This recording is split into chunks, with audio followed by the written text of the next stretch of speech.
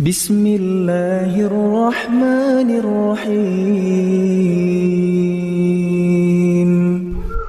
Bapak Ibu yang dimuliakan Allah Ta'ala, barangkali kita sudah lama sekali tidak mendapatkan hujan, dan pagi ini Allah kasih hujan, dan kita bisa mendapatkan pengaruh baik. Udara jadi lebih sejuk, kemudian selokan yang biasanya terisi dengan aneka sampah, di situ ada airnya, dan bahkan sebagian selokan jadi bersih sampahnya. Demikianlah gambaran yang diberikan oleh Allah Subhanahu wa Ta'ala berkaitan dengan ilmu yang Allah turunkan kepada hamba. Allah Ta'ala berfirman, anzala minas sama'i ma'an fasalat awdiyatum biqadariha fahtamalas sailu zabadar rabiyah. Allah menurunkan air hujan dari langit.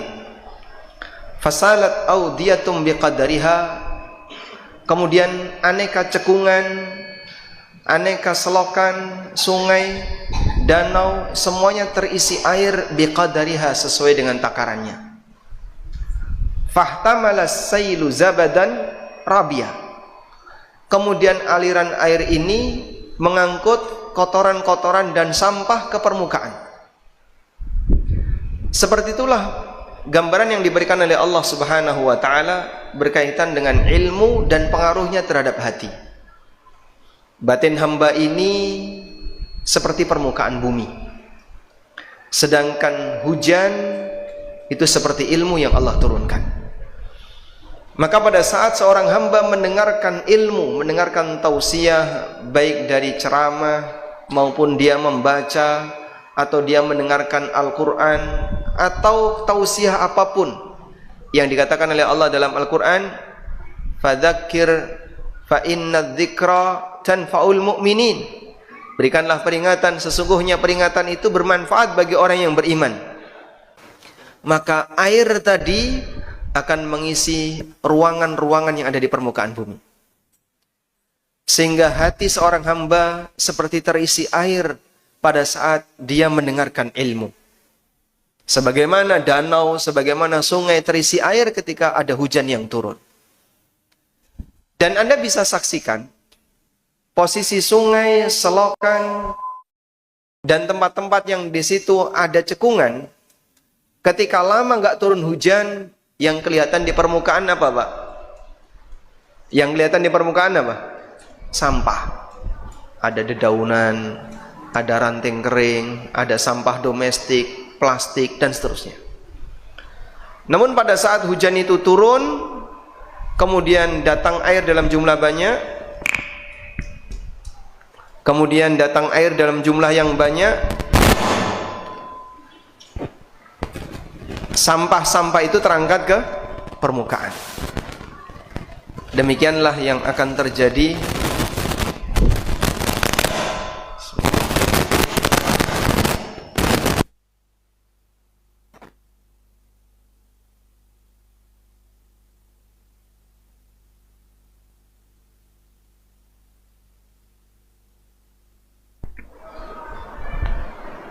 Bismillah.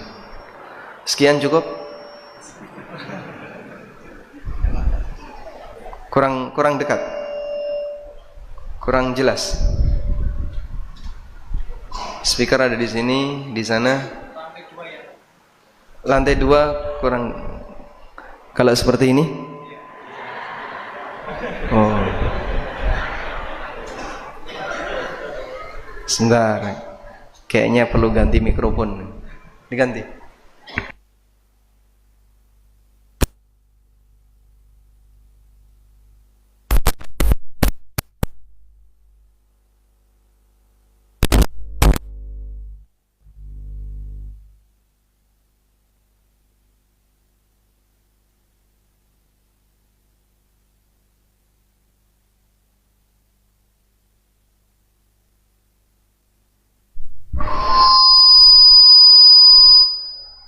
Bismillah. Ini lebih pelan dari yang tadi.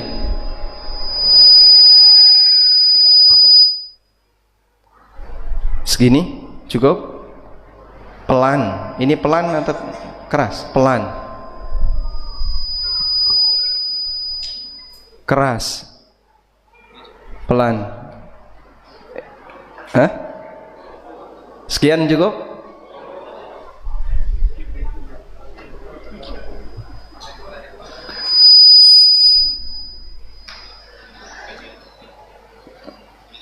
Wallah, gimana? Mau ganti lagi? Ganti lagi.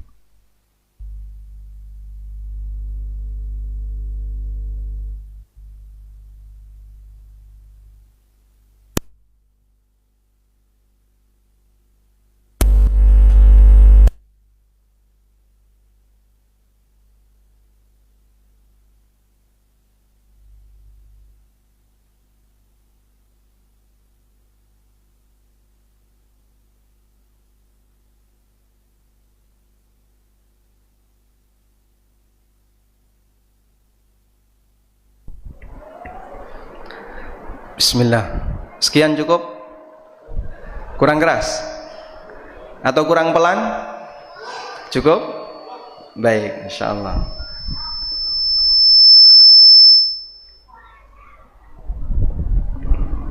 Ada noise? Tidak ada. Bismillah. Yassarallahul umur. Kita lanjutkan.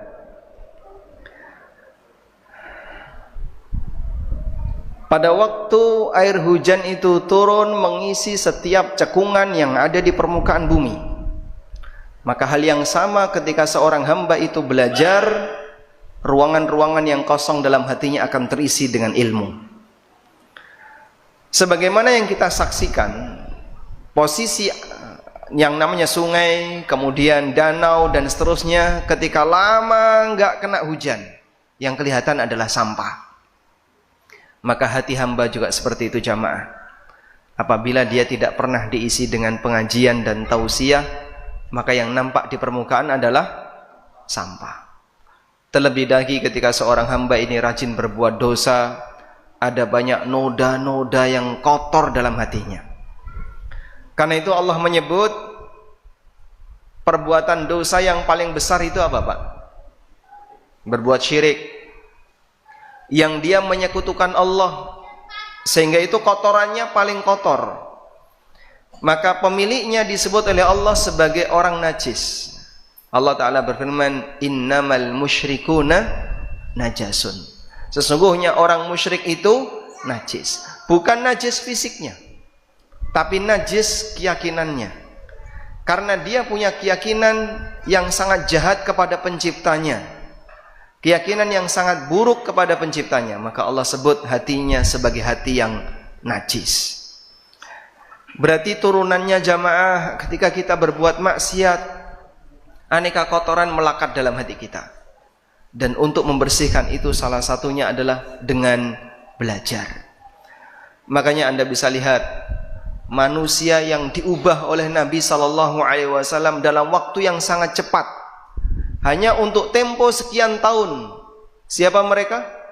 Para sahabat. Para sahabat yang dulunya mungkin mereka punya masa silam yang kelam, gelap gulita. Ada yang hobi minum khamr, ada sering melakukan praktek judi, ada yang melakukan perbuatan zina, dan aneka macam maksiat yang mereka lakukan di samping kesyirikan karena mereka penyembah berhala. Namun pada waktu pendidikan itu datang dari Rasulullah SAW, mereka berubah menjadi pejuang-pejuang agama. Dan kita berutang budi kepada para sahabat radhiyallahu ta'ala anhum ajma'in, karena melalui dakwah mereka kita bisa merasakan betapa indahnya Islam hingga detik ini. Baik. Selanjutnya jamaah dimulakan Allah Subhanahu wa taala, bagian dari pengetahuan yang penting untuk kita lihat adalah berkaitan dengan masalah harta haram.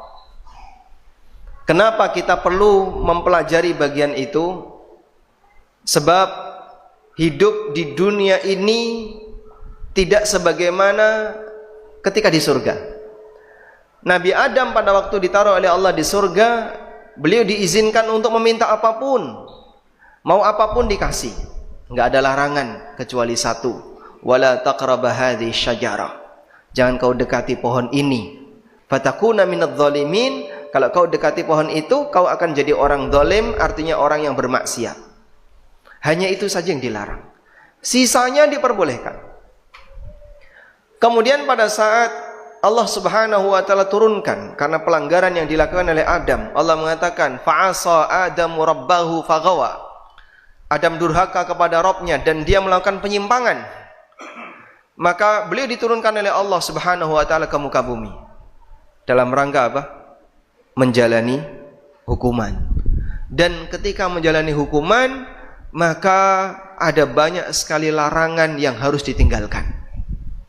Dalam rangka untuk kembali ke tempat asal semulanya, yaitu ke surga. Dan kita bersama-sama untuk berjuang bagaimana bisa kembali ke rumah asal kita, yaitu ke surga. Karena itu sebagian ulama menerjemahkan kalimat hubbul watan minal iman, mencintai negeri asal itu bagian dari iman. Makna al-watan, negeri asal, di situ dimaknai dengan surga. Sehingga mencintai surga, berjuang untuk bagaimana bisa kembali ke surga, itu bagian dari iman. Karena kita punya iman bahwa hidup tidak sekali, ada kehidupan yang kedua. Di kehidupan yang kedua itu hanya ada dua pilihan, antara bahagia abadi atau celaka abadi. Dan kita berjuang bagaimana agar kita bisa bahagia abadi. Baik, konsekuensi dari kehidupan di dunia ini, Allah berikan ujian kepada hamba. Ada ujian berupa takdir. Ada yang mengalami kecelakaan, ada yang mengalami sakit, ujian ekonomi, dan seterusnya. Ada ujian berupa aturan yang isinya perintah dan larangan untuk menunjukkan sejauh mana ketaatan hamba kepada penciptanya. Semuanya adalah ujian. Karena itu Hasan Al-Basri rahimahullah pernah mengatakan, wa'lam inna dunya daru dha'nin wa laysa bidari iqamatin wa innama unzila Adamu ilaiha uqubatan. Sadarilah sesungguhnya dunia ini adalah tempat singgah sementara, bukan selamanya, dan sesungguhnya Adam diturunkan ke muka bumi dalam rangka menjalani hukuman. Sehingga yang dihukum pasti diberi ujian. Apakah dia nanti bisa lulus ataukah tidak? Seluruh keturunannya dapat ujian itu. Oleh karena itu Bapak Ibu yang kami hormati, jika kita sadar tentang hal ini, kalau kita mengalami aneka ujian, baik ujian takdir maupun ujian syar'i, maka kita perlu sadar kita hidup di dunia yang penuh dengan ujian. Tayyib, saya ulang ya. Tadi kita telah menyebutkan beberapa poin berkaitan dengan pengantar kenapa kita perlu belajar tentang masalah harta haram. Bahwa hidup di dunia ini isinya adalah ujian. Ujian itu bisa bentuknya ujian takdir. Contoh ujian takdir apa tadi? Contoh ujian takdir, nggak bisa jawab pasti tanya. Contoh ujian takdir, bingung juga pasti tanya. Itu juga ujian takdir. Apa contoh ujian takdir? Sakit, kecelakaan, terus apa lagi? Ujian ekonomi dan yang lainnya. Sesuatu yang tidak disukai oleh hamba, semua adalah ujian takdir. Bahkan termasuk sesuatu yang dicintai oleh hamba. Wa nabluukum bisyarri wal khairi fitnah. Kami uji kalian dengan kebaikan dan keburukan, semuanya sebagai fitnah, sebagai ujian bagi hamba. Maka kita diuji oleh Allah dengan takdir baik. Tugas kita ketika mendapatkan takdir baik apa Pak? Tugas kita ketika mendapatkan takdir baik apa? Jangan sombong. Jadi ada orang yang ketika dapat takdir baik, ini karena saya pintar Mas, karena saya rajin, karena saya cerdas. Kamu kok bisa jadi karyawan Pertamina? Oh, itu karena dulu saya pinter, karena saya kuliah di UGM, karena saya dulu IPK-nya A semua. Sehingga kita diajarkan kalau dapat ujian baik, jangan sombong. dan untuk menahan diri biar kita nggak sombong adalah syukur.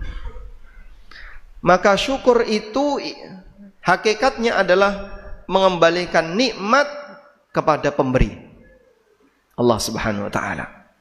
Alhamdulillah, usaha saya sukses karena Allah yang ngasih. Alhamdulillah, karir saya bagus karena Allah yang ngasih. Alhamdulillah, anak-anak saya berhasil karena saya yang ngasih. Kadang orang tua ketika dia dalam posisi tidak punya jabatan, tidak punya status sosial, kebanggaan dia beralih ke siapa? Anaknya. Anak saya manajer A, manajer B, direktur A, direktur B. Kebanggaannya beralih ke anaknya. Sampai kadang tetangganya iri. Kowe kok iso duwe anak kaya ngono? Dhisik piye carane? Wah, dadi wong tua kuwi aku kudu rajin. Aku dhisik iki nek ngajari anak serius. Nek nangis ra entuk. Dan seterusnya. Sehingga dia bercerita berkaitan dengan apa? Menurut dia kelebihan dirinya. Menurut dia kelebihan dirinya. Karena saya dulu A, karena saya dulu B, karena saya berhasil ini, dan seterusnya. Menurut dia itu kelebihan dirinya. Maka Islam mengajarkan jangan kayak gitu. Ketika pertama kali pada saat kita mau menyatakan sebuah kenikmatan, kunci dengan syukur. Syukur itu al-i'tiraf ala anna hadza minallah. Mengakui bahasanya ini datang dari Allah. Karena itu Anda bisa lihat bagaimana yang diucapkan oleh Nabi Sulaiman alaihi salatu wassalam pada saat beliau melihat singgasana Ratu Bilqis sudah berada di tempatnya. Nabi Sulaiman alaihi salatu wassalam mengatakan, "Falamma ra'ahu mustaqirran 'indahu, qala hadza min fadli rabbi liyabluwani aashkuru am akfur." Ketika beliau melihat singgasana itu berada di dekatnya, dipindah dari Yaman. Sabah itu berada di mana? Di Yaman. Dipindah ke Syam. Dan itulah keyakinan ahlu sunnah, kaum muslimin, bahwa kerajaan Sulaiman itu ada di Syam, kerajaan Ratu Bilqis ada di Sabah, di Yaman. Tapi ini diselewengkan oleh sebagian orang. Kerajaan Ratu Bilqis ada di Sleman. Kerajaan Nabi Sulaiman ada di Magelang. Di sana ada Candi Ratu Boko. Godak-gadik matuk Boko mirip Bilqis. Akhirnya dipahami itu sebagai apa? Kerajaannya Ratu Bilqis. Borobudur kerajaannya Nabi Sulaiman. Kapan Sulaiman bikin patung kayak gitu? Baik. Ketika beliau melihat singgasana itu sudah berpindah dari Yaman ke Syam, maka Sulaiman menunjukkan rasa syukurnya. Dan beliau tidak mengatakan, ini karena kehebatanku, ini karena pasukanku kuat, ini karena ini. Tapi beliau mengembalikan kepada siapa? Qala, hadza min fadli rabbi. Beliau mengatakan, ini adalah karunia dari Rabbku. Liyabluwani ashkuru am akfur. Karena dia hendak mengujiku, apakah aku bisa bersyukur ataukah kufur. Baik. Oleh karena itu apabila seorang hamba ketika mendapatkan takdir baik tapi dia mengembalikan kepada kemampuan dirinya, mengembalikan kepada kemampuan dirinya. Ini perlu diwaspadai ya. Seperti tadi, Bapak kok anaknya sukses-sukses itu kemana? Oh iya, dhisik iku nek aku ndidik iki ya serius. Dadi wong tua ya kudu kaya ngono. Kowe ya kudu kaya ngono. Nek awakmu ora iso ya kudu niru aku. Nah, ini masuk kategori kufur nikmat. Anda bisa lihat ucapan Qarun yang Allah sebutkan dalam Al-Quran. Qarun pada waktu dia dinasihati sehingga dia pamer hartanya, kemudian dia dinasihati, dia mengatakan di surat Al-Qasas ayat 78, qala innama utituhu ala ilmin indi. Qarun berkata, aku sugih kaya ngene iki diberi kekayaan seperti ini ala ilmin indi, karena saya punya ilmu. Iki karena aku wong pinter manajemen, pinter marketing, pinter pemasaran, pinter apalagi pinter. Saya pinter ngelola keuangan, saya pinter ngelola bisnis. Ini karena saya pinter. Sombongnya sinten, Pak? Qarun. Sehingga saat dia menampakkan kenikmatan yang dia miliki, dia kembalikan kepada dirinya. Ini karena saya pinter. Caranya sukses piye toh? Ya itu karena saya itu rajin, karena saya pinter. Itulah ciri orang yang kufur nikmat pertama. Dia tidak mengembalikan nikmat kepada sang pemberi, tapi dia kembalikan nikmat kepada dirinya. Dia merasa dia telah berjasa dengan punya nikmat itu. Maka kalau ada orang yang punya kondisi semacam ini, ketika dia diberi takdir baik oleh Allah Ta'ala, kemudian dia sombong, maka hakikatnya dia nggak bisa bersyukur. Jangan sombong dengan kembalikan nikmat itu kepada Allah Subhanahu wa Ta'ala. Ujian berikutnya adalah takdir. Takdir apa? Takdir buruk. Boleh nggak sih nyebut takdir buruk? Boleh nggak nyebut takdir buruk? Nabi SAW sendiri yang pernah menyebutkannya. Wa tu'mina bil qadari khairihi wa syarri, dan kau beriman kepada takdir yang baik maupun yang buruk. Ketika seorang hamba mendapatkan takdir buruk, dia mendapatkan ujian berikutnya. Apa ujian ketika hamba dapat takdir buruk? Ujian hamba ketika dapat takdir buruk adalah ujian apakah dia bisa ridho atau tidak. Kalau nggak ridho, gersulo. Sehingga lawannya gimana? Marah. Ada sebagian orang misalnya mengalami sakit yang cukup parah. Lalu dia merasa, kapan saya sembuh? Akhirnya sampai dia ngomong, ya Allah, dosa ki lho apa?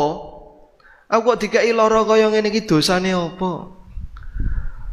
Koncoku sehat walafiat. Sing kono iso ngene, aku kok mung dikai lara, urip kok mung dikai lara karo nangis. Dia ngomong apa itu? Menunjukkan kalau dia marah terhadap takdir Allah Subhanahu wa Ta'ala. Wong Jawa ngarani gersulo, dia mengeluh dan keluhannya parah. Sampai pada posisi dia marah dengan takdir Allah, dia merasa bahwasanya dirinya telah mendapatkan takdir yang sangat buruk, dan dia sampai ngomong, dosaku apa? Padahal dosanya oke. Tapi dia merasa telah melupakan semua dosanya. Ini bahaya. Maka cara untuk bisa mengatasi marah, agar kita tidak marah ketika mendapatkan takdir buruk, kunci dengan ridho. Kunci dengan ridho itu adalah dengan cara menyatakan bahwa ini semuanya Allah yang telah tetapkan, dan pasti di balik itu ada banyak sisi kebaikan. Walaupun mungkin kita nggak tahu. Maka di bagian ini kita dijanjikan, kalau orang dapat ujian dan dia sabar, maka dia akan dapat pahala. Sabar itu intinya adalah jangan marah ketika dapat takdir yang kurang baik. Boseng rupane sakit, kecelakaan, termasuk sakit hati, semuanya jangan sampai membuat kita marah. Jangan emosi, tahan diri. Sudah? Ini ujian terkait takdir. Ujian yang kedua yang diberikan oleh Allah kepada hambanya adalah ujian berupa aturan syariat. Ujian yang berupa aturan syariat ini ada yang bentuknya perintah. Contohnya sholat, puasa, dan aneka perintah yang lainnya. Perintah itu menuntut orang untuk mengerjakannya. Dan dalam melaksanakan perintah butuh perjuangan enggak Bapak Ibu? Butuh? Butuh. Makanya bagi yang malas, gagal dia. Sehingga orang misalnya diuji oleh Allah, Bapak kan pun mampu, kok durung daftar haji Pak? Engko sik to.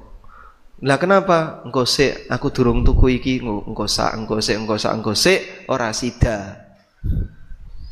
Akhirnya enggak jadi. Kenapa? Terlalu banyak menunda. Hal yang sama juga terjadi pada orang yang dia ketika diperintahkan untuk sholat. Contoh menungso sing paling males nalikane sholat sinten, Pak? Wong munafik. Allah menyebutkan dalam Al-Quran, innal munafiqina yukhadi'una Allah wa huwa khadi'uhum wa idza qamu ila sholati qamu kusala yura'una an-nasa wa la yadhkuruna Allah illa qalila. Wong munafik itu menipu Allah dan Allah membalas tipuan mereka. Wa idza qamu ila sholati qamu kusala. Nalikane mereka salat malas-malesan. Yura'una an-nasa wa la yadhkuruna Allah illa qalila, senengane riya dan tidak mengingat Allah. Itu jadi munafik.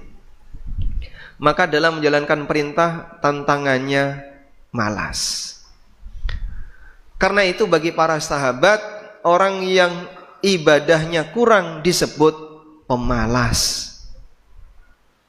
Orang yang ibadahnya kurang disebut pemalas. Sehingga salah satu di antara doa yang kita baca setiap pagi dan sore, wa'udzu bika minal kasali wa su'il kibari. Aku berlindung kepadamu ya Allah minal kasal, dari rasa malas. Lek nglakoni ibadah kok abot. Itu orang yang malas. Baik. Yang kedua, ujian berupa larangan. Tantangan larangan itu adalah hawa nafsu. Bahasa kita, kepentingan. Allah Subhanahu wa taala memberikan ujian kepada hamba. Bumimu ini tidak seperti surga, duniamu tidak seperti surga. Nek kowe pengen urip sak karepmu nanti ketika di surga. Maka ketika hidup di muka bumi ini ada batasannya enggak? Ada. Enggak boleh A, enggak boleh B, dilarang A, dilarang B.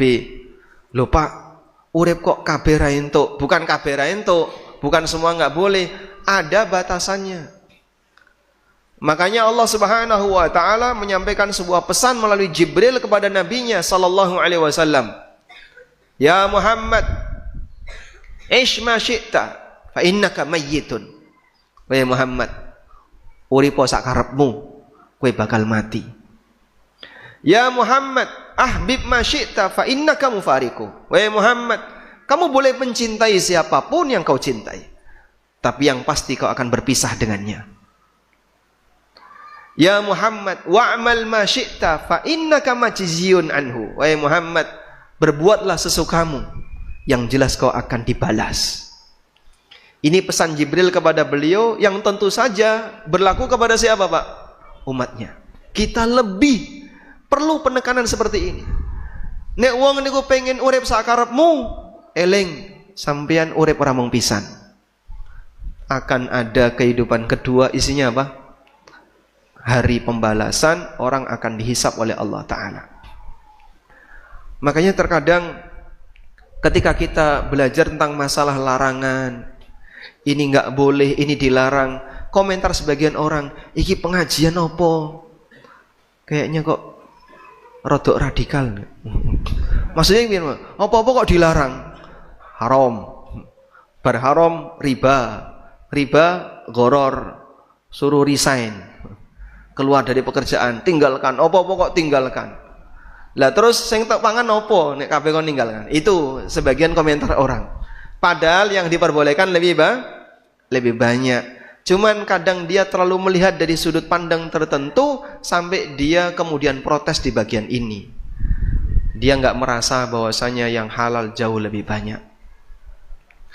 Karena itulah dia perlu memperhatikan bahwa nikmat yang Allah berikan kepadanya itu banyak. Begitu dia diajak menyinggung sesuatu yang haram sedikit, kadang berontak. Itu karena dia belum bisa menundukkan hawa nafsunya. Dia belum bisa menundukkan hawa nafsunya. Iki nek ra entuk terus piye aku urip? Nah biasanya sampean mangan apa? Mangan sego. Ya mangan sego. Oh masih banyak nasi yang halal. Dia sebenarnya kan cuman kehilangan sebagian peluang kerja. Misalnya, mereka yang bekerja di dunia riba, atau di tempat yang isinya harta haram. Dia disuruh meninggalkan itu. Itu kan bukan berarti dia disuruh pindah bumi. Tapi dia diminta, Bapak tinggalkan pekerjaan ini, cari pekerjaan lain yang mubah. Nah, orang semacam ini perlu disemangati dengan cara bahwa janji Allah itu indah. Ketika Bapak meninggalkan sebagian yang haram, di sana masih ada banyak sekali yang halal.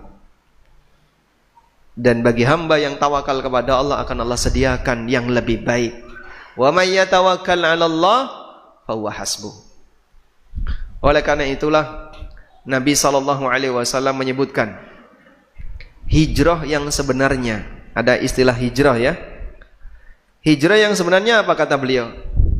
Wal muhajiru man hajara ma nahallahu anhu. Orang yang hijrah sejatinya adalah orang yang meninggalkan apa yang dilarang oleh Allah. Sehingga hijrah yang sejatinya adalah meninggalkan apa yang dilarang. Itulah hijrah yang sejatinya. Maka ketika orang bertahan dalam posisi dia masih berlumur dengan aneka larangan, baik dalam masalah muamalah maupun larangan dalam masalah makanan, saya nggak bisa meninggalkan makanan ini mas, berarti dia belum hijrah. Dia belum hijrah.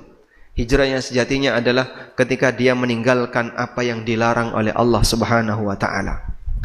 Baik, seharusnya kita bersyukur ditunjukkan bagian mana yang boleh, bagian mana yang dilarang. Setelah kita tahu yang dilarang, kita tinggalkan. Bukan malah protes. Makanya terkadang pembahasan masalah muamalah ya, mohon maaf, bagi sebagian orang itu berat untuk menerima. Urusan dapur itu bahaya. Manusia siap beda pendapatan, beda pendapat karena masalah pendapatan. Bapak menyinggung pendapatan saya beda pendapat. Karena ini urusan sesuatu yang bagi dia vital. Ini adalah sumber pendapatan saya. Tayyib. Karena itu hadirin dimuliakan Allah, di sini butuh penguatan berkaitan dengan masalah hisab. Anda tidak hidup sekali. Melanggar larangan ada tanggung jawabnya. Sehingga Nabi SAW jelaskan tentang masalah hisab. Hisab di akhirat. Bahwa berkaitan dengan hidup dalam urusan muamalah nanti siang akan dibahas. Yang halal dihisab, yang haram diadab. Tidak ada yang ketiga. Jenengan mau pilih yang mana? Wong sing halal aja dihisab. Ada enggak di antara kita yang bebas hisab? Yang bebas hisab boleh angkat tangan Pak. Nanti boleh pulang duluan. Ada? Yang yakin bebas hisab ada? Ada. Enggak ada. Kita semuanya pasti akan dihisab. Jangankan yang gede-gede, yang kecil itu akan dihisab. Sebagaimana yang pernah disebutkan dalam sebuah hadis yang sahih. Nabi SAW keluar dari rumahnya dalam posisi beliau lapar ya. Kemudian ketemu Abu Bakar siang hari. Dan beliau juga keluar rumah karena lapar. Lalu jalan ketemu Umar. Dan itu siang hari. Waktunya orang tidur siang. Ternyata Umar keluar rumah juga karena lapar. 3 manusia terbaik di antara umat ini, nabinya dan 2 umat terbaik, Abu Bakar dan Umar, diberi oleh Allah ujian lapar sampai keluar rumah nyari makan. Anda sering kayak gitu? Pernah? Kelaparan di dalam rumah terus keluar nyari makan? Nah, beda ya. Anda lapar kan karena gas entek toh Pak. Ini karena nggak punya yang bisa dimakan, bahan baku nggak ada, makanan nggak ada, sehingga beliau keluar rumah karena kelaparan. Sampai akhirnya mereka bertiga datang ke rumahnya Abu Ayyub Al-Ansari. Lalu dikasih suguhan susu, dikasih kurma, dikasih makanan, sampai akhirnya mereka kenyang. Apa kata Nabi SAW? La tus'alunna hadzan na'im yaumal qiyamah. Sungguh kalian akan ditanya oleh Allah tentang kenikmatan yang tadi kalian makan besok di hari kiamat. Padahal itu makan beralasan. Anda bisa tulis kalimat ini ya. Makan beralasan. Makan beralasan itu apa sih? Dia punya alasan kuat kenapa makan. Jadi orang melakukan sesuatu kan punya alasan ya. Dan alasan itu kan bertingkat. Ada alasan urgent, mendesak, dan ada alasan yang di bawahnya. Semakin urgent berarti makin kuat alasannya. Itu pun dihisap. Kita akan makan mungkin karena, kenapa kau makan ini? Aku seneng kok. Nah, itu karena selera ya. Kenapa kau makan ini? Durung wareg. Itu karena ingin memenuhi isi perutnya. Itu alasan rendah. Tapi kalau, kenapa Anda makan ini? Karena saya kelaparan. Kalau enggak nanti saya bisa mati. Saya sakit. Maka dia punya alasan kuat. Ini dihisap. Kata Nabi SAW, la tus'alunna an hadzal na'im yaumal qiyamah. Sungguh kalian akan ditanya oleh Allah tentang kenikmatan ini besok di hari kiamat. Apalagi yang lebih mewah daripada itu. Baik. Dan pilihan yang kedua diazab. Kalau Anda mengambil yang haram diazab. Waliyadzubillah. Selamatkan kehidupan Anda yang sifatnya abadi tanpa ujung untuk bersabar dalam kehidupan yang lebih singkat, yaitu ketika di dunia. Oleh karena itu jamaah, kita diajarkan untuk bersabar dalam menjalani aturan syariat. Menjalani aturan syariat yang bentuknya perintah, sabar dalam sholat, sabar ketika puasa. Sholat suwe ora apa-apa, dinikmati. Nyun sewu, jenengan nek traweh lihat jam berapa kali? Nggih? Bolak-balik. Kenapa kita kalau salat tarawih sering lihat jam? Kenapa, Pak? Kelamaan. Nengok belakang, wis jam 8, durung witir. Dia merasa enggak betah dengan ibadah yang sedang dia lakukan karena penyakit malas ada pada dirinya. Ketika dia menghadapi larangan, oh iki peluang bagus, mosok dilepas, sayang. Akhirnya karena hawa nafsunya yang besar sehingga membuat dia menerjang larangan itu walaupun dia tahu itu haram. Baik. Selanjutnya jamaah, kita akan sebutkan 3 catatan terkait harta haram. Ada kajian yang kedua? Sebentar.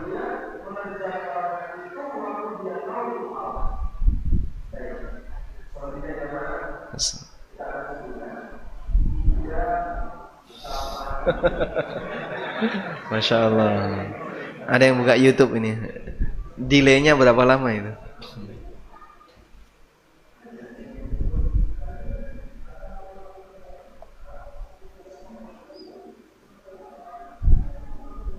Baik. Kita lanjutkan.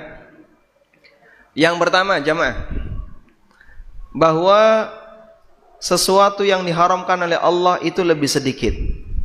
Haram dalam urusan dunia, haram dalam urusan dunia itu lebih sedikit daripada yang halal. Makanya kita dijelaskan mengenai hukum asal. Hukum asal dalam urusan dunia adalah mubah, kecuali yang ada dalil melarangnya, gitu ya. Pernah dengar kaidah itu? Al-aslu fil muamalati lil ibaha illa ma dallad dalil ala tahrimihi. Hukum asal dalam urusan dunia adalah mubah kecuali jika ada dalil yang melarangnya. Baik. Sehingga Anda tulis di sini kaidah. Hukum asal dalam urusan dunia adalah mubah kecuali jika ada dalil yang melarangnya. Baik. Dilihat ya Bapak, di sini ada kata kecuali jika ada dalil yang melarangnya. Saya mau tanya, dalam sebuah kalimat titik-titik kecuali titik-titik. Anggaplah di sini kalimat 1, ini kalimat 2. Biasanya dari sisi jumlah antara 1 dengan 2 banyak mana? 1 dengan 2 banyak mana? Hah? Banyak 1. Misalnya ya, siswa kita terdaftar 100. Semuanya masuk kecuali 95 orang. Kalimat ini salah atau benar? Hah? Salah atau benar? Kenapa salah? Yang dikecualikan lebih banyak. Seharusnya dibalik. Semua siswa tidak masuk kecuali 5 orang. Begitu ya. Sehingga ketika kita menyebut kecuali sekian orang, berarti yang dikecualikan ini lebih sedikit. Berarti yang dikecualikan ini lebih sedikit. Maka kalau ada kaedah yang mengatakan, dan kaedah ini disepakati oleh para ulama, hukum asal urusan dunia itu mubah kecuali jika ada dalil yang melarangnya. Berarti yang dilarang dengan yang diperbolehkan banyak mana? Banyak yang diperbolehkan. Lu kaya ngono kok ono komentar. Aku pas ngaji kene kok dadi ABKB ki ra entuk to, Mas. Iki ra oleh, haram kabeh kok dadi haram. Ini orang yang suudzon sama syariat. Yang diperbolehkan lebih banyak daripada yang dilarang. Tapi dia komentar seperti itu, kok semuanya jadi serba nggak boleh, Mas. Ini nggak boleh, ini nggak boleh, ini nggak boleh. Jarene utang riba, arisan riba, apa mana riba, kabeh kok riba. Padahal tidak demikian ya. Yang halal lebih banyak. Dan kalau dia mendengarkan penjelasan, nanti dia tahu arisan yang halal kayak apa, utang yang halal seperti apa, jual beli kredit yang halal juga ada. Tapi karena dia cuma mendengar sriwing-sriwing gitu, cuman sekilas, terus komentar yang global. Komentar global itu bukti bahwasanya dia tidak mendalami. Makanya sebelum komentar, cek dulu dan lihat dulu. Sehingga kalau ada orang yang berkomentar semua kok serba susah, dilarang dan seterusnya, dia berarti suudzon terhadap syariat. Tapi Pak, nyatanya kayak gitu Pak. Pekerjaan saya berkali-kali saya pindah dari satu pekerjaan ke pekerjaan yang lain, semuanya dilarang. Ini nggak boleh, ini nggak boleh, ini nggak boleh. Di situ ada dua kemungkinan. Kemungkinan yang pertama, karena saking banyaknya sesuatu yang dilarang yang dia lakukan. Dia berada pada pekerjaan yang sangat banyak larangannya. Makanya dia nggak boleh ini, dia nggak boleh itu, dia nggak boleh itu. Kenapa? Karena ada banyak yang dia terjang. Kemungkinan yang kedua adalah karena dia suudzon terhadap syariat Allah Subhanahu wa ta'ala. Karena itu jamaah yang dimuliakan Allah, penting untuk diingat bahwa berkaitan dengan masalah halal haram, tanamkan husnudzon. Yang dihalalkan oleh Allah lebih banyak daripada yang dilarang, agar kita tidak suudzon kepada yang memberi syariat.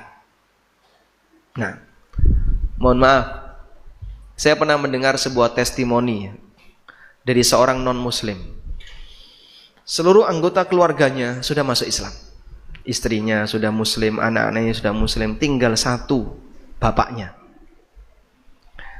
Nah, dia ketika diwawancarai pasca dia masuk Islam, dia diwawancarai, kenapa kok dulu paling ketinggalan untuk masuk Islam? Kata dia, saya melihat dalam syariat Islam itu berat. Ada banyak sekali yang dilarang, ini nggak boleh, ini nggak boleh, ini nggak boleh. Berbeda dengan agama dia sebelumnya. Karena di agama dia sebelumnya hampir semuanya boleh. Yang dilarang cuma satu, cerai. Nah, yang lainnya boleh. Makanya dalam pelaksanaan agama dia, pelanggaran apapun itu ada. Apa sih yang nggak boleh? Semuanya boleh.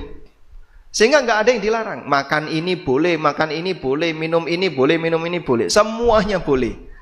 Agama serba permisif seperti ini, nggak ada sisi ujian. Sehingga bagi orang yang malas, pecandu hawa nafsu, senang dia Pak bertahan di sana Pak. Dia akan senang bertahan di situ. Sehingga ketika dia merasa bahwasanya pindah agama ini akan penuh dengan aneka aturan, berat bagi dia. Tapi karena dia tahu, dia mulai berpikir, masa agama serba boleh? Antara yang sungguh-sungguh dengan yang malas podo wae, Pak. Nilainya sama. Semuanya nanti akan diampuni dosanya, ditebus dosanya. Terus dia mikir, ini enggak real kayak gini. Mana mungkin antara yang sungguh-sungguh, yang serius dengan yang malas hasilnya semuanya masuk surga. Enggak mungkin kayak gitu. Dan dari hasil dia berpikir sehat tadi, akhirnya dia mau menerima Islam. Dalam Islam dibedakan antara wong sing sungguh-sungguh ketika beragama dengan orang yang malas, sama atau beda? Beda. Bahkan orang tidak bisa mengandalkan yang lain ketika dia tidak bisa berusaha sendiri. Kullu nafsin bima kasabat rahinatun illa ashabal yamin. Semua jiwa akan tergadaikan dengan perbuatannya. Raiso Pak misalnya kok ngaku, aku murite Mbah Fulan, oh langsung mlebu swarga, tidak bisa. Padahal dia nggak pernah beramal. Konsep seperti itu kan mengajarkan orang untuk malas. Wes sampean tuh sakarepe berbuat apa? Nanti nek sampean ketemu malaikat, sebut saja murite Mbah Fulan, tak anteni ning pintu swarga. Masya Allah. Ini kan mengajarkan orang untuk malas. Itulah ajaran permisif. Dan Islam anti dengan ajaran seperti ini. Kita justru dimotivasi. Jadilah orang yang sungguh-sungguh ketika beramal. Bahkan Nabi SAW menegaskan, waman batta'a amaluh lam yusri' bihi nasabuh. Orang yang amalnya telat tidak bisa dipercepat walaupun dia punya nasab yang bagus. Pada waktu Nabi SAW mengumpulkan seluruh anggota keluarganya, beliau mengatakan kepada keluarga-keluarga beliau, salah satunya kepada Fatimah. Dan ini awal-awal dakwah beliau ketika di Mekah. Turun firman Allah, wa anzir ashiratakal aqrabin.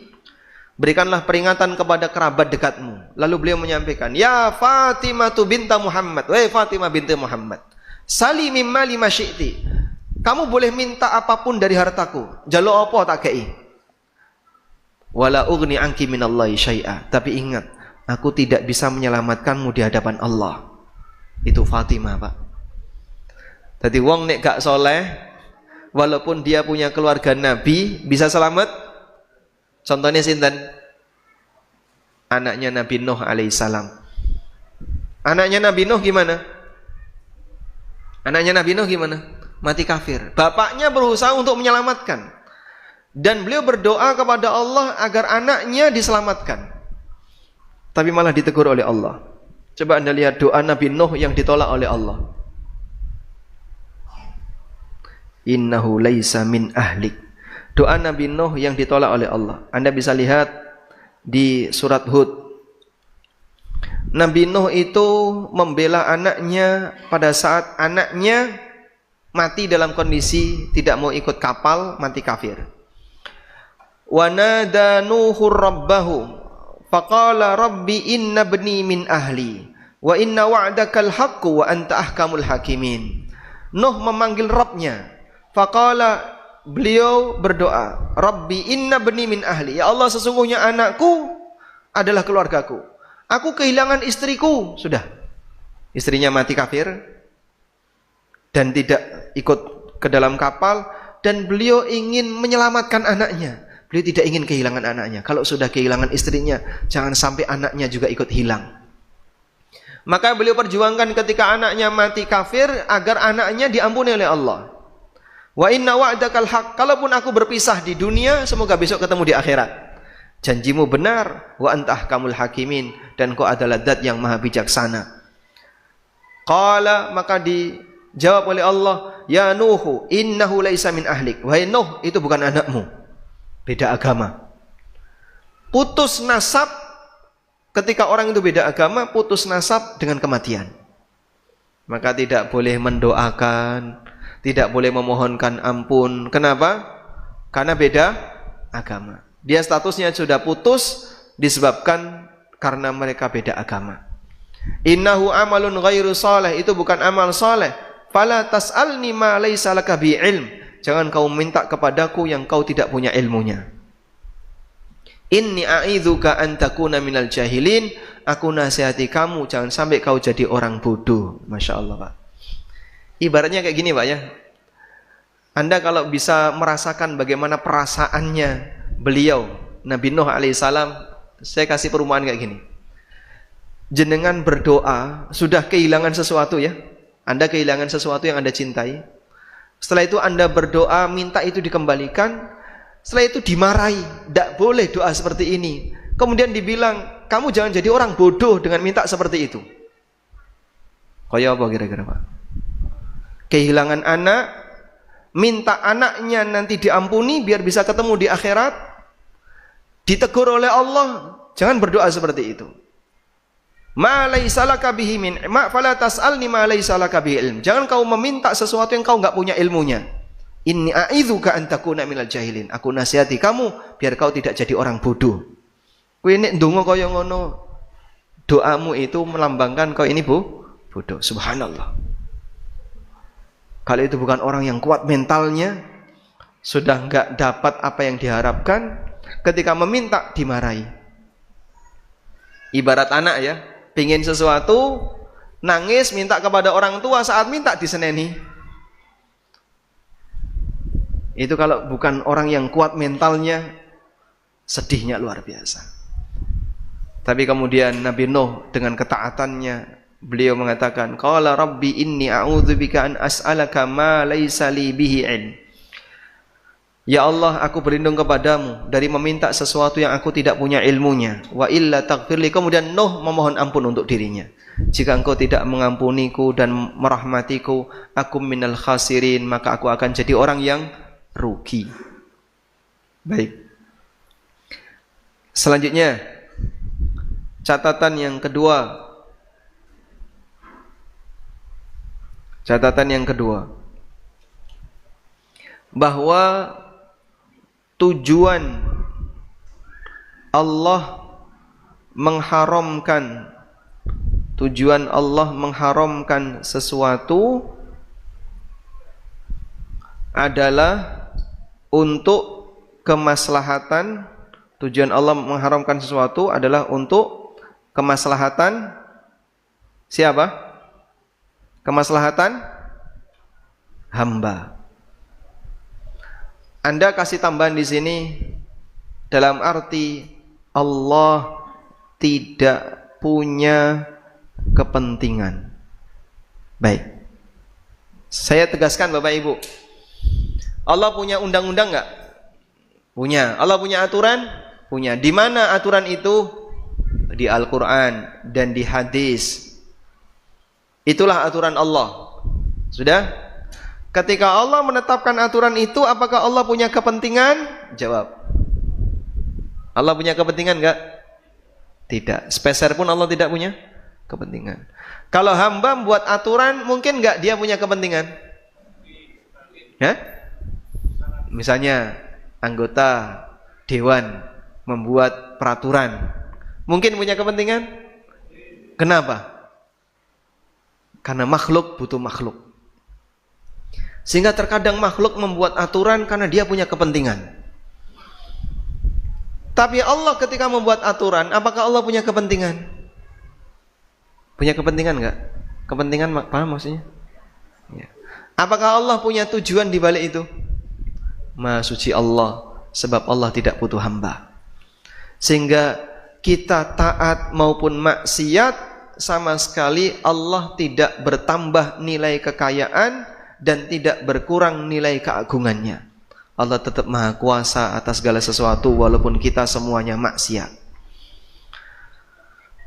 Karena itu, kenapa Allah melarang A, melarang B, ini enggak boleh, ini wajib dan seterusnya? Untuk kemaslahatan hamba. Itu untuk kebaikan hamba. Tapi kadang hamba protes. Kenapa dia protes? Karena dia enggak ngerti. Bahasa lainnya, karena hamba itu bodoh. Makanya Allah katakan dalam Al-Quran, manusia itu innahu kana dzuluman jahula. Menungso niku dzulum, senengane nglakoni dzalim, tegese rajin maksiat. Jahulan, bodoh, maksudnya dia tidak tahu dampak dari perbuatannya. Itulah hamba. Saya terkadang memberikan ilustrasi seperti ini, Pak. Ono cah cilik gitu, Pak. Ada anak kecil. Orang tua sayang sama anak ini. Lalu apa yang dilakukan oleh orang tua karena dia sayang kepada anak ini? Orang tua ngasih perintah dan larangan. Kowe biar besok jadi wong sing apik, dadi wong sing sukses, kudu belajar. Dikongkon sinau, disuruh belajar. Itu perintah ya. Itu isinya perintah. Suruh makan makanan yang bergizi, dipaksa makan sayur.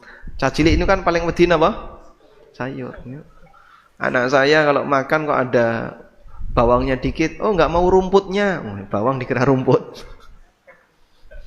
Padahal irisan bawang. Jadi dia paling anti dengan seperti itu. Tapi orang tuanya tahu. Ini bermanfaat untuk pencernaannya, ini bermanfaat untuk kesehatannya. Makan sayur dipaksa. Orang gelem sampai digawein kerupuk bayem. Di saat yang sama orang tua ngasih larangan. Kamu nggak boleh ini, nggak boleh ini, nggak boleh ini, dan seterusnya. Baik. Anak yang nggak ngerti komentar. Bapak ibu ira seneng karo aku. Arab ngene ra entuk, ngene ra entuk, ngene ra entuk, kabeh ra oleh. Kenapa? Karena dia nggak ngerti. Kasih sayang orang tua yang tinggi saat diomelin anaknya seperti itu, emosi nggak dia? Marah nggak dia? Kadang marah, kadang tidak. Cah cilik ya biasalah ngomong kayak gitu. Maka orang tua yang sayang kepada anaknya, lihat anaknya dolanan pisau. Loh, ini kok mainan pisau? Orang tua yang sayang sama anaknya gimana?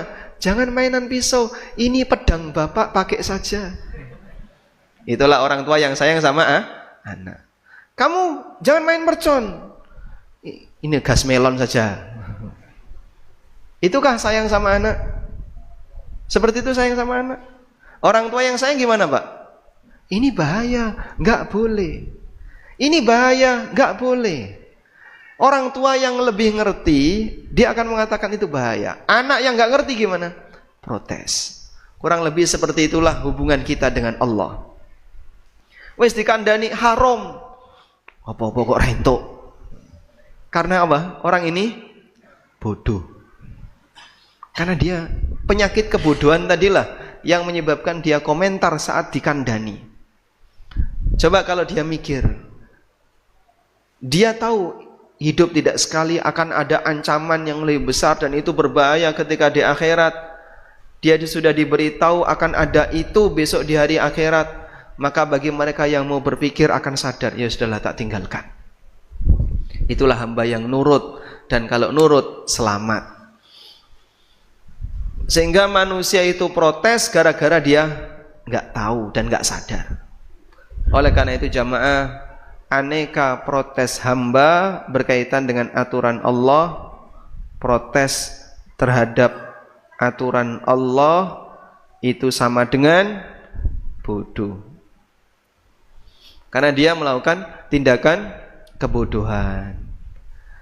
Makanya Allah katakan dalam Al-Quran, innahu kana zaluman jahula. Sak temene menungso niku kana zalum. Zalum itu apa?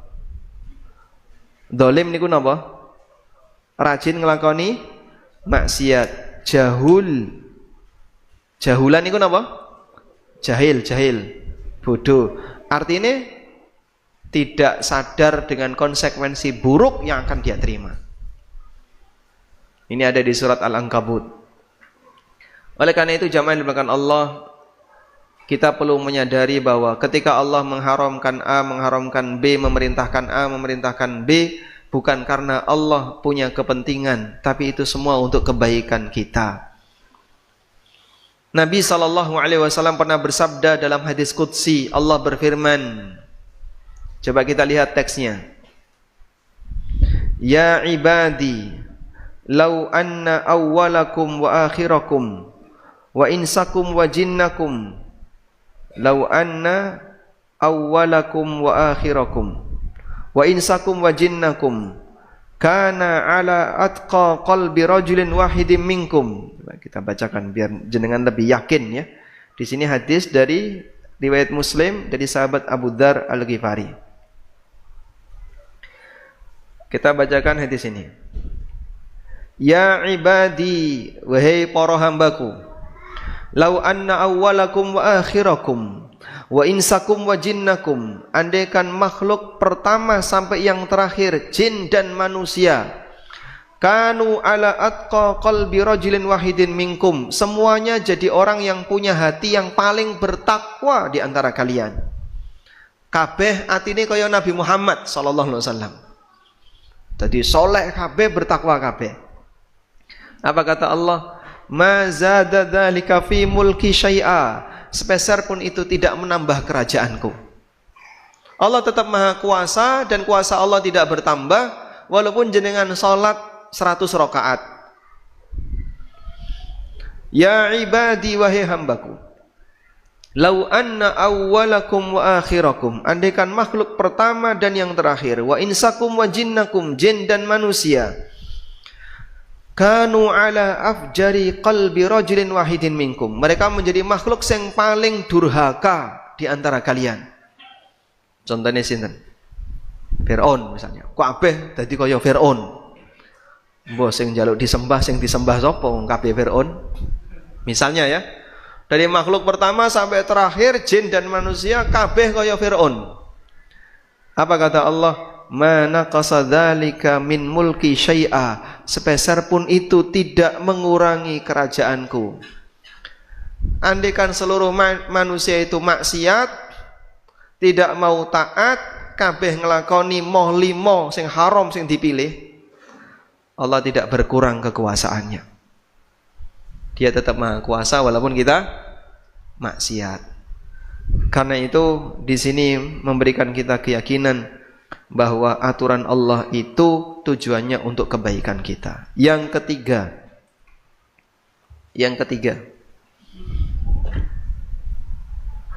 bahwa umumnya sesuatu yang haram, saya tulis umumnya ya. Saya tulis umumnya, muamalah yang haram umumnya diganti dengan yang halal. Contohnya apa Pak? Allah menyebutkan dalam Al-Quran, riba niku gantine napa? Jual beli. Dalilnya gimana dalilnya? Riba gantinya jual beli. Contoh dalilnya gimana? Gimana? Allah mengharamkan riba dan menyuburkan, bukan. Allah menghalalkan jual beli dan mengharamkan riba. Arabnya gimana? Teks ayat Quran. Teks Qurannya gimana? Wa halallahul bai'a wa harramar. Masya Allah, dapat hadiah. Masya Allah. Karena saya mau ngasih hadiah makanya harus lengkap. Dapat hadiah ini ya. Nah, minta tolong. Wa ahallallahu al-bai'a wa harramar riba. Allah halalkan jual beli dan Allah haramkan riba. Sehingga Allah tunjukkan, kalaupun kamu meninggalkan riba, kau tidak kehilangan sumber pendapatan. Kau masih bisa melakukan muamalah yang mubah, yaitu jual beli. Contoh yang lain, judi. Hukumnya haram kita? Baik, kita tahu judi hukumnya haram. Apa dalilnya? Apa dalilnya? Ada yang bisa menyebutkan? Ada dalam Quran Pak. Surat apa, ayat berapa? Pokoknya ada dalam Quran. Cari sendiri. Baik, di surat Al-Maidah ya. Lawannya apa? Kira-kira alternatif yang mirip seperti judi tapi halal. Mirip seperti judi tapi halal. Contohnya apa Pak? Investasi. Ya. Investasi. Orang misalnya melakukan praktek investasi, ngasih modal ke si A. Si A punya usaha. Ini saya kasih modal. Dia naruh modal tinggal turu. Yang kerja kan si A. Maka ketika si A itu bekerja, di situ ada dua peluang, antara untung atau gagal. Sehingga kalau untung dia dapat bagi hasil, Kalau rugi, modalnya berkurang bahkan hilang. Mirip seperti judi, tapi ini mubah, halal. Bedanya apa Pak? Padahal yang satu halal, yang satu haram. Kalau ini kan dalam permainan. Sampean naruh duit berapa? Ya ini 1 juta. Sampean 1 juta. Nah akhirnya taruhan 1 juta, 1 juta, 1 juta. Dibuatlah permainan. Yang menang dapat hadiah 3 juta. Napa niku? Judi, karena nggak ada usaha. Tapi kalau yang ini usaha real. Usaha real. Sehingga yang ini mirip seperti judi, tapi yang ini halal, yang satunya haram. Demikianlah keadilan Allah Ta'ala. Dan kalau Bapak Ibu perhatikan, ada banyak sekali amal soleh yang itu menjadi penyeimbang dari amal yang menyimpang. Sebagai contoh ya, ada bertapa misalnya. Bertapa. Bertapa kata orang biar mendapatkan ketenangan. Dalam Islam kita diberi apa? I'tikaf. Bapak kalau ingin mendapatkan ketenangan, lakukanlah i'tikaf. Ada lagi misalnya sesajen dengan menyembelih binatang. Dalam Islam kita dikasih ajaran apa? Kurban. Sehingga orang menyembelih binatang untuk mendekatkan diri kepada Allah. Ada lagi misalnya orang melakukan praktek apalagi yang mirip seperti praktek yang dilakukan di agama yang lain. Bertapa, sesajen, kemudian undi nasib. Undi nasib. Orang dulu kalau mau melakukan sesuatu undi nasib, dimasukkan ke dalam kotak ya. Ada 3 tulisan, Allah ridho, Allah tidak ridho, 0. Terus dimasukkan. Nah, terus tawaf di Ka'bah. Di zaman jahiliyah. Nah, selesai tawaf dikocok. Kok metu 0, baleni meneh. Sampai keluar Allah ridho atau Allah tidak ridho. Yang disebut dalam Al-Quran dengan istiqsam bil azlam. Ini gantinya apa? Salat istikharah. Sehingga Bapak Ibu bisa lihat, iman meleset sedikit, ini jadi perbuatan kayak gini Pak. Kalau iman itu meleset, jadi perbuatan seperti ini. Modale podo, sing dilakoni podo, hasilnya siji, hasilnya beda. Yang satu mengantarkan ke surga, yang satu mengantarkan kepada keabadian, hukuman dari Allah Ta'ala. Inilah betapa berharganya iman. Maka saat Anda menyembelih korban, bayangin ya, andaikan saya tidak punya iman, mungkin hewan yang saya sembelih ini saya persembahkan untuk jin. Andaikan saya tidak punya iman, mungkin sapi yang saya sembelih ini saya persembahkan untuk jin. Tapi karena saya punya iman, ini persembahannya untuk pencipta saya, Allah Subhanahu wa Ta'ala. Sehingga jadilah amal soleh. Maka Islam merupakan solusi sehingga hamba bisa melakukan perbuatan yang benar setelahnya. Walhamdulillah. Baik. Selanjutnya, terakhir ya. Jenengan sudah capek kayaknya. Yang capek yang mendengarkan atau yang ngomong? Berikutnya, kata kunci harta haram. Kata kunci harta haram. Sebenarnya kenapa sih sebuah harta itu statusnya haram? Para ulama mengatakan karena ada salah satu, ya bukan ya, salah satu dari 3 sebab. Yang pertama karena mengandung riba. Karena mengandung riba. Maka semua transaksi yang di situ ada unsur ribanya haram untuk dilakukan. Contoh riba niku napa Pak? Banyak sekali. Mungkin saya sarankan Anda bisa membaca buku judulnya ini. Nah, ini ada apa dengan riba? Bagi yang punya nanti bisa baca. Yang belum punya pinjam yang sudah punya ya. Rinciannya banyak. Nah, buku ini kan tidak mungkin dibahas dalam waktu 5 menit ya. Intinya riba di situ ada 2 bentuk. Ada riba karena utang piutang. Riba utang adalah praktek utang yang memberikan kelebihan. Contohnya utang 1 juta, utang 1 juta balik 1.100.000. Ketika di situ ada kelebihan, maka kelebihan itu riba. Semua transaksi yang mengandung utang piutang dan ada kelebihan, maka kelebihan ini riba. Riba yang kedua adalah riba jual beli. Riba jual beli ini riba yang berlaku pada komoditas ribawi. Komoditas ribawi ini ku napa mawon Pak? Banyak. Intinya komoditas ribawi dibagi menjadi 2.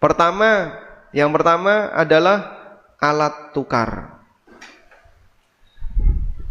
mata uang, emas, perak, uang kartal dan seterusnya. Itu komoditas ribawi alat tukar. Yang kedua, bahan makanan yang bisa disimpan.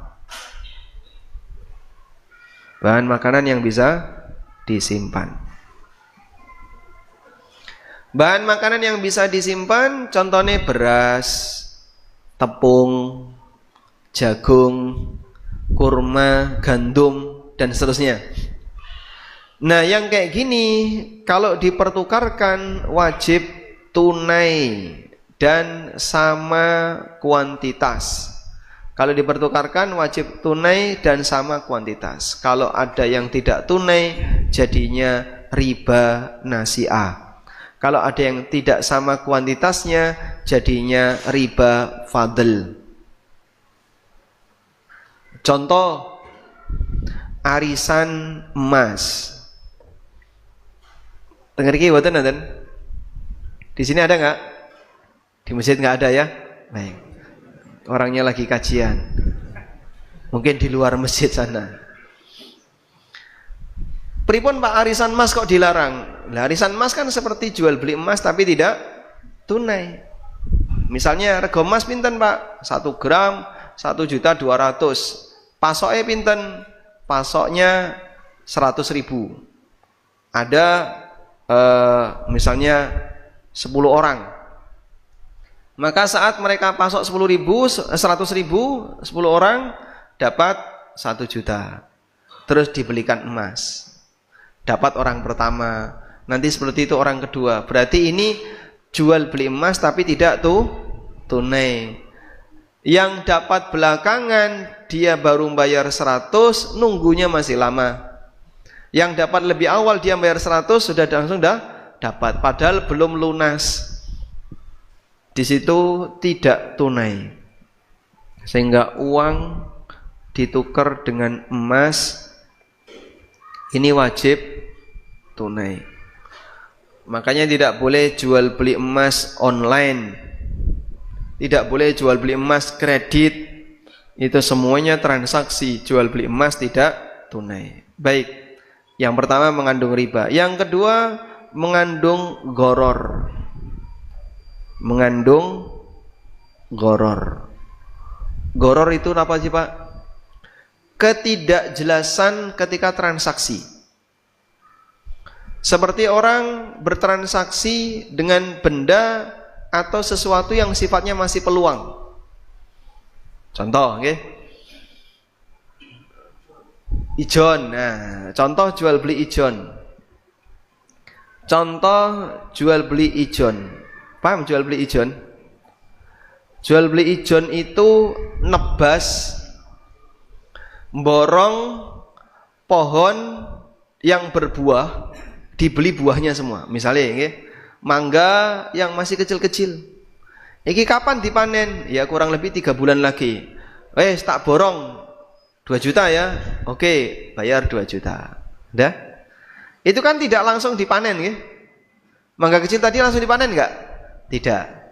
Karena manggal kecil ini tidak langsung dipanen, nunggu 3 bulan, ada 2 kemungkinan. Rontok banyak atau selamat banyak. Ketika rontok banyak, sudah bayar 2 juta, rugi. Ketika selamat banyak, bayar cuma 2 juta, dapat panen banyak. Seperti ini masuk kategori enggak jelas, gharar. Contoh yang lain, jual beli janin. Jual beli janin. Jo, sapimu meteng jo. Ya, tak tukune jo. Nah, sapine Pak Ijo dituku Pak Imin. Yang dibeli anaknya. Boleh kayak gini? Enggak boleh. Kenapa enggak boleh, Pak? Karena yang namanya anak sapi enggak ada kepastian apakah dia lahir selamat atau tidak, lahir jantan atau betina. Maka tidak boleh ditransaksikan. Tunggu nek wis metu gek pok tuku. Nek durung metu jangan ditransaksikan. Nah, yang sering dilanggar jual beli sperma pejantan. Nah, nyun sewu nggih. Ada orang punya sapi betina. Terus digawa ning nggone tanggane punya sapi jantan, dikawinkan. Bayar enggak itu? Bayar enggak? Sing bayar itu sing lanang mau sing wedok? Hah? Sapi loh ini, Pak. Yang bayar yang mana? Yang punya sapi betina. Sehingga yang punya sapi betina membayari yang punya sapi jantan. Nek dhisik ya 20.000 nggih, masih enggak sekarang? Mungkin karena sekarang sudah mulai inflasi ya, jadi 50.000. Sekali mengawinkan bayar 50.000. Sebenarnya di situ yang ditransaksikan apa? Hah? Sperma itu haram diperjualbelikan. Sperma binatang dilarang oleh Nabi sallallahu alaihi wasallam. Nabi sallallahu alaihi wasallam pernah mengatakan, "Nah, Rasulullah sallallahu alaihi wasallam an asbil fahli."